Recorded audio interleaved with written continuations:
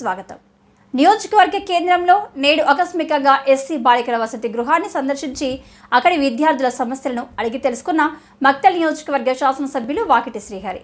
అందులో భాగంగా వసతి గృహానికి పక్కనే పారుతున్న మురుగునీటి కాలువ మరియు రోడ్డు సమస్యలను వెంటనే పరిష్కరించాలని అధికారులను ఆదేశించారు. అనంతరం బాలికల గృహాలను మరుగుదొడ్లను పరిశీలించారు. విద్యార్థులకు ఎదురవుతున్న సమస్యలను వెంటనే పరిష్కరించాలని అన్నారు. ఒకసారి వీడియో క్లిప్పింగ్ పెడితే అసలు మొక్కలు ఉందా లేకపోతే ఇంకెక్కడ ఉన్నట్లు అనిపిస్తుంది. ఒకసారి చూసుకోండి మీరు కూడా.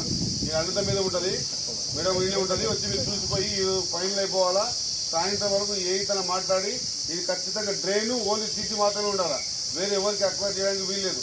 ఆ డ్రైన్ సీసీ రోడ్డు ఇప్పుడే శాంక్షన్ కావాలా. ఈ 3-4 డేస్లో వర్క్ స్టార్ట్ చేయించండి. ఈ 1 వీక్లో ఎట్లా చేస్తా చూద్దాం. ఇంత గలీజు పెట్టుకొని కానీ డ్రైన్ కానీ మేము చేయిస్తాం. మీరు బాగా చక్కగా చదువుకుంటారా? మీకు గవర్నమెంట్ ఇన్ని ఫెసిలిటీస్ ఇస్తూ ఉంది. మీరు ఒక విషయం గుర్తుపెట్టుకోవాలి, మీరు అదృష్టవంతులు.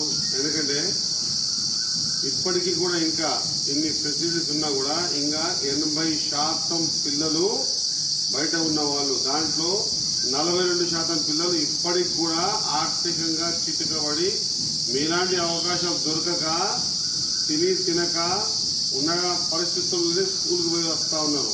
వాళ్ళతో కంపేర్ చేసుకుంటే మీకు ఒక ఫెసిలిటీ దొరికింది, మీకు బుక్స్ దొరికినాయి, ఒక మంచి హాస్టల్ దొరికింది, డ్రెస్ దొరికినాయి, మంచి ఫ్యాకల్టీ ఉంది. మరి మీరు అదృష్టవంతులే కదా.